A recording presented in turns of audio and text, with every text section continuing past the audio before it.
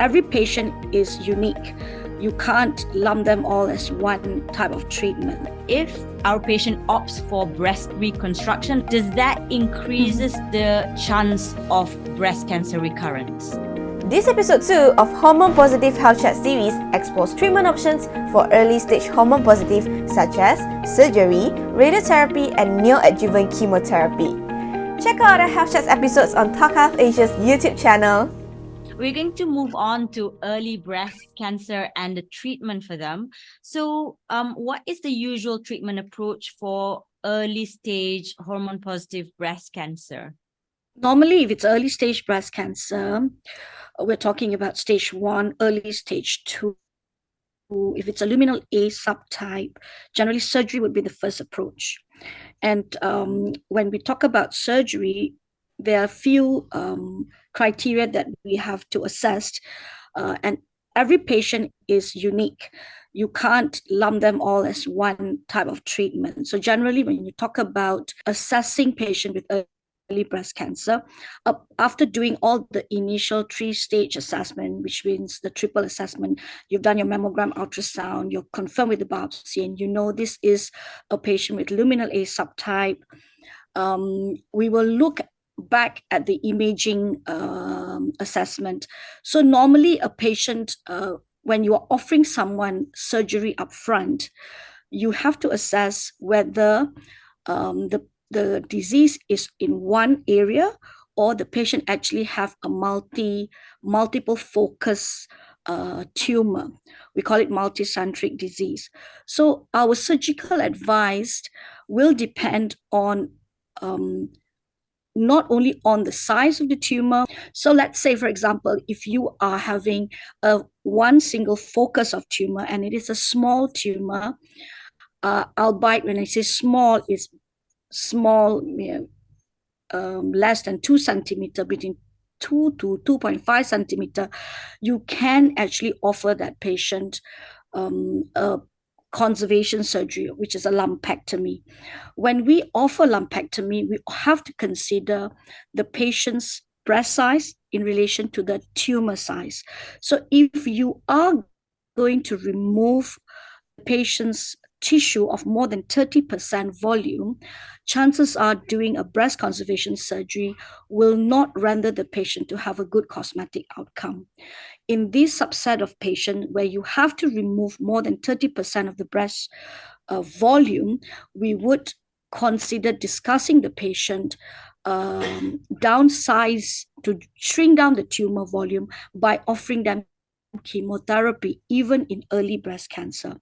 However, in a patient where on mammography you see multiple quadrants of tumor found on the mammogram or on ultrasound, they have a few small satellite nodules.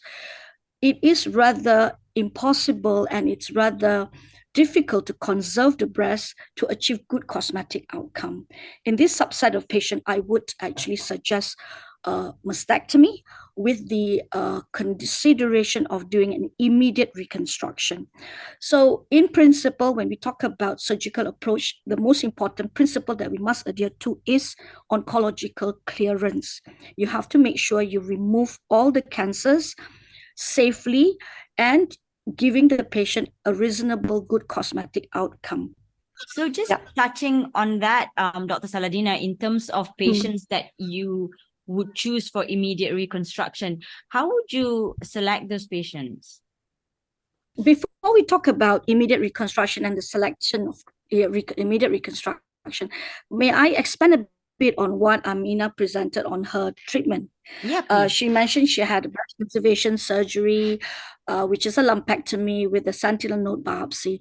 I think traditionally, when we talk about breast cancer surgery, you have to couple the breast surgical part with the auxiliary surgical aspect. So generally, when we offer surgery upfront in early breast cancer, the breast surgical aspect can be divided into lumpectomy or a complete total removal of the breast tissue, which is called mastectomy. And nowadays, in this day and age, a lot of centers are offering immediate reconstruction in a patient that undergoes mastectomy. Mhm. When you go for lumpectomy or mastectomy in early breast cancer, the axillary surgery that we offer are generally sentinel node biopsy. So sentinel node biopsy means basically you are taking out the first group of lymph nodes that we believe the cancer would have traveled from the breast to the axillary area, and it can be between 1 to 4 lymph nodes.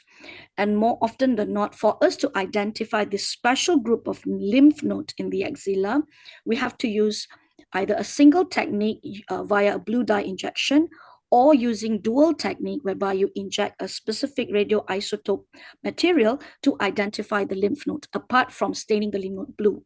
So in most centers, I would say in private practice, majority of us practice the single method technique. And once we identify the lymph nodes, these sentinel lymph nodes are sent for an immediate frozen section test.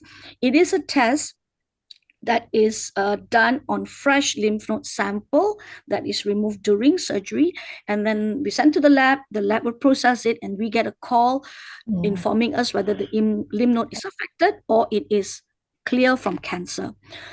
Okay, so in women whereby you assess them in clinic, you look at the mammography images, you see extensive calcification, microcalcification that involves I would say more than 30% of the breast volume, up to 50% of breast volume. It would rather be difficult for us to conserve the breast with good cosmetic outcomes. So this subset of women, I would offer mastectomy with immediate reconstruction, because it's so important for the patient to feel that they are getting back their original, as much as possible. We want them to feel that they get back their original shape. Yeah. So immediate reconstruction choices, whether you want to recon the breast using your own tissue or an implant, is often decided with the plastic surgeon. So generally, when you want to have good outcome, we normally will do autologous reconstruction. So they can use their own tissue. It's actually more natural. It has more natural feel. It lasts a lifetime, instead of doing using an implant reconstruction where you may have to actually change the implant after 10 to 15 years. So in general, when you talk about using your own tissue, it's called autologous reconstruction. You either use your muscle from the back, which is an LD flap, together with implant normally, because you need to match the other side. Or if you don't want to use an implant, you use a tram flap, which means you're using the muscle from the transverse abdominal muscle flap. And normally when you have a larger breast volume, like C cup or D cup, then using a tram flap would be a better choice for the reconstruction. Yeah.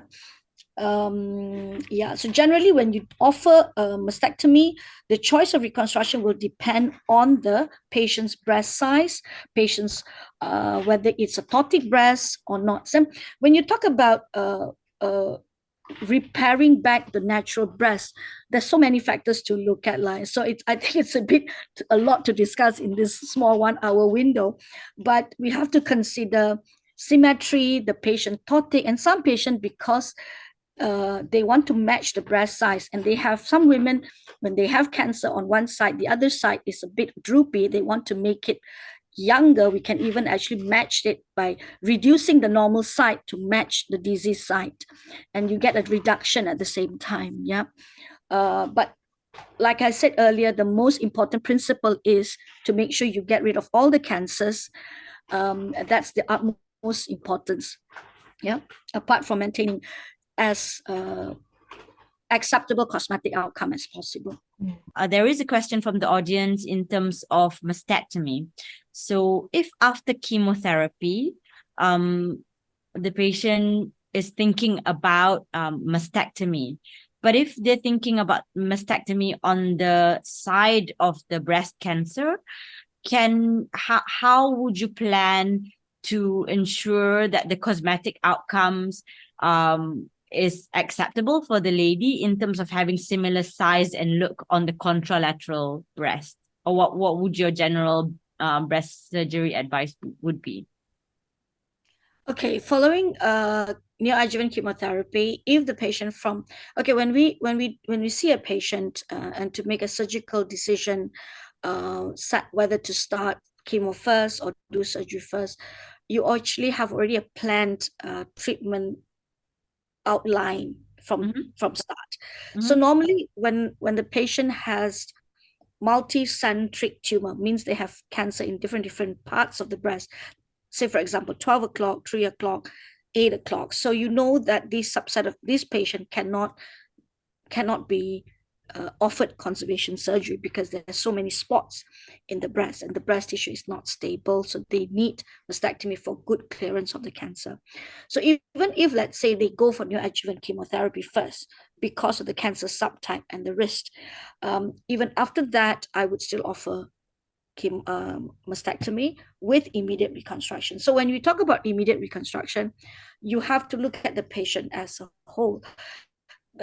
We've got right and left breast. Yeah, we have to assess the patient's ptosis state, the size of the breast, the pliability of the skin, and of course where you're going to take the tissue from depends on the patient's body habitus, the body size, the amount of fat that the patient has. So many factors that to assess. So there will be discussion on either to just concentrate on the disease site with the recon and try to match the normal site by measuring roughly whether you need to actually put an implant or just take tissues from the tram flap. So there will be a discussion between the patient as well as the surgeon who's doing the reconstruction. So in my practice, I generally do recon with my plastic surgeon. He does the reconstruction, and I usually let the patient discuss with the plastic surgeon on what's the best treatment modality in terms of the recon type. But before they see the plastic surgeon, I've already given them an idea that sometimes you may need to actually address the ptosis of the breast. So if you have a very ptotic breast, it is not easy to do immediate reconstruction and achieve a good symmetry on with the other side. You're mentioning ptosis of the breast. So can I just translate that to our audience? That's literally just means droopy breast, right? Yes, yep. It's droopy breast. So when you have a droopy breast, so it when it's very ptotic, you can't actually match the reconstructed breast with the natural breast because it will never be the same. If you put an LD implant, LD and an implant, the breast will not be droopy. It will be young and perky. Yeah. So you need to match the new breast to with the old breast. So most of the time, if you have a perkier reconstructed breast, the contralateral, the other breast, the normal breast that is ptotic, will have to undergo reduction mammoplasty. So we will reduce the contralateral side to match the new breast. And women are very, sometimes when they've gone through that phase of life and then they've gone through chemo and they're going for their surgery, they're very, there's a lot of things, they're very open about this discussion. And some even said, can you give me a bigger breast? They want to upsize. It's always possible to upsize if the patient wish to do so. But I always have to remind the patient the most important thing is we have to make sure we get rid of all the cancers. We do not want to leave cancer behind. And how to make it pretty again, that's something we want to aim for. So the decision is not just about the breast size. We also look at the patient's general condition. So if the patient is diabetic, having poor diabetic control, that's one aspect you have to assess because wound healing can be an issue. If the patient is a smoker, of course, we have a patient who smokes and they're still smoking. So using in that subset of patient, doing an immediate reconstruction with a complete autologous tissue may be a problem in terms of healing and flat viability. Yeah. So, and sometimes patient with connective tissue disease, the skin is very tight and all that. So it's a lot of factors. We also consider discussing with the patient on post-operative subsequent adjuvant therapy, like radiotherapy, for example. Women with very big tumors with involved lymph node, we know that these subset of women, even after mastectomy, they will have to go for radiotherapy. And in this subset of women, we generally will have to tell them doing an implant reconstruction may not be the ideal situation, because it will not give you a nice cosmetic outcome following radiotherapy with an implant recon. It's not impossible. You can still do it, but the cosmetic outcome they have to be realistic. Yeah. And in some cases where the skin is involved, for example, they present with locally advanced breast cancer on the word go, and then you go for neoadjuvant chemotherapy to make the tumor from non-operable to operable stage. These subset of women, you have to remove all the skin. You cannot offer them skin sparing mastectomy because it's not safe. So they need to understand that oncological clearance is priority. You cannot compromise on that. Thank you, Dr. Saladina. I think I just want to chime in terms of the radiotherapy. Clearly, there are various ways of giving radiotherapy, just because I do prescribe radiotherapy for my patients. So definitely intraoperative radiotherapy is one way. But as you mentioned, patient selection is really important at the offset. But also nowadays, we have ways of giving radiotherapy in 1 week. So that's 5 treatments. One of the question was, if our patient opts for breast reconstruction, Dr. Saladina, does that increases the chance of breast cancer recurrence? No, it doesn't, because it is you're basically removing the whole breast tissue. And when you are doing a simple mastectomy, straightforward mastectomy without recon, you are actually taking out almost, I would say, between 95 to 96% of breast tissue, up to 98% of breast tissue. You're not removing completely 0% of breast tissue, because you bear in mind you have to leave some cells underneath the subcutaneous tissue when you do mastectomy. So when you're doing a reconstruction, albeit the skin sparing mastectomy, nowadays we are moving towards skin sparing mastectomy. We are trying to achieve as nicer cosmetic as possible by removing the breast tissue via a very small incision on your nipple areola complex. We have to consider taking out as much breast tissue as possible, keeping the flap as thin as possible without jeopardizing the blood supply to the skin flaps. So it's a bit of a technical issue, and you need a little bit of training to do so, to make sure that you do not leave too much breast tissue behind when you do this kind of technique of skin sparing mastectomy. But in principle, in terms of outcome, the risk of recurrence is almost similar like a simple mastectomy. It shouldn't increase your risk of local recurrence. Yeah. So in early breast cancer, where the lymph node is clear from cancer, these group of patients are suitable to undergo immediate radiotherapy during surgery. So IORT is in short of intraoperative radiotherapy, where you offer women who are above 45 years old, women who are early breast cancers, T1 and T2, means the tumor is less than 3 centimeters. They are low-grade tumor, grade 1 or 2, and generally these women are the luminal A subtype, which means they are estrogen positive, progesterone positive, HER2 negative subtype. These are the best group of women that you would offer immediate radiotherapy options, which means they do not require to do a 3 weeks whole breast radiation. And studies have shown that in target A group of women, when they go for IORT, the local recurrence rate is equivalent to doing a 3 weeks course. However, there are subset of women whereby they don't really 100% fulfill this criteria of target A. And in this subset of women, if we offer them intraoperative radiotherapy, it will be like a boost. It replaces the radiotherapy given to the tumor bed. If we sort of switch to radiotherapy, we have our audience asking, they've seen a lot of videos of the suffering post radiotherapy treatment. I just wonder whether that is your experience so far, and whether there were any sort of treatment that were given for that. So have you experienced that? Have you seen your patients post-treatment and they had lots of side effects? Generally, for post-radiotherapy, okay, IORT has its issues, to be honest. When you do IORT, you have to make sure you preserve a good cuff of skin from the radiotherapy sphere, because it burns the skin. So in principle, we have to at least keep a 1 centimeter thickness of the tissue from the sphere that is administered via IORT.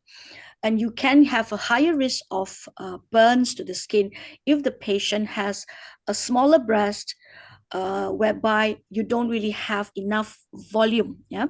So, and the way we dissect, the way we do surgery for IORT cases is very different from a standard breast conservation surgery technique.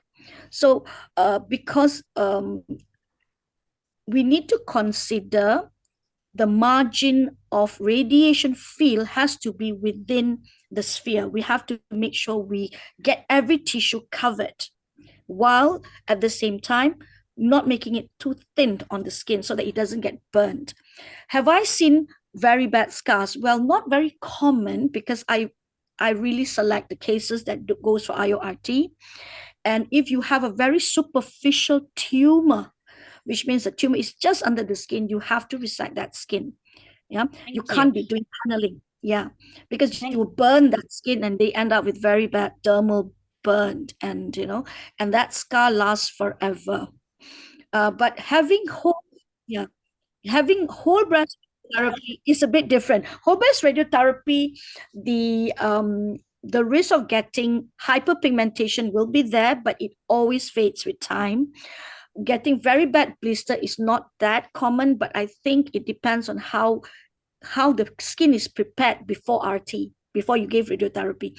So I generally advise my patient to keep their skin well hydrated, moisturize the skin before they go for the treatment. So while doing the treatment, they cannot apply any of this moisturizer and all that. I'm sure the oncologist colleagues will advise them not to apply anything, but they can do so, like they have a window period of 2 to 3 weeks before they go for that treatment.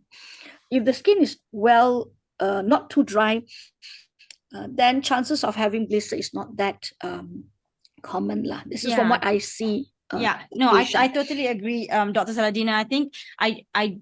I think generally we don't see that much in terms of side effects for women that's going through external beam radiotherapy and breast cancer radiotherapy. Clearly, if you're talking about different parts of your body, because I give radiotherapy to head and neck cancers, and for those cancers, we do get a lot more radiation skin side effects. In terms of radiotherapy, it damages cancer cells' DNA by using high energy X-rays. What it does is it reduces the risk of the cancer coming back in the breast or the lymph nodes. And again, whether we give it or not, it depends on the type of surgery that is done. So for someone who has had a breast conserving surgery, like a lumpectomy, so that means the breast is still there, they generally will need radiation. We also look at the risk of the cancer coming back. Yeah, so this is based on the size and how close it is to certain structures like the muscles and the skin, and also the number of lymph nodes that are actually involved. Then we decide whether this woman needs radiation or not. So, I mean, there are a couple of questions in terms of chemotherapy and surgery.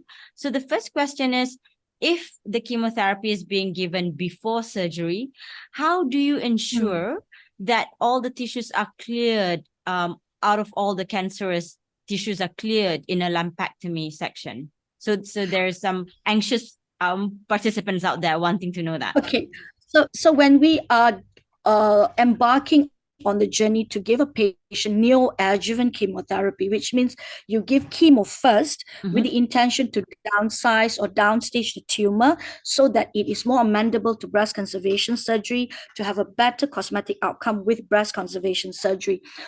So for us to assess patient going for neoadjuvant chemotherapy, the journey starts from the time they go for neoadjuvant chemo, even on the first and second cycle.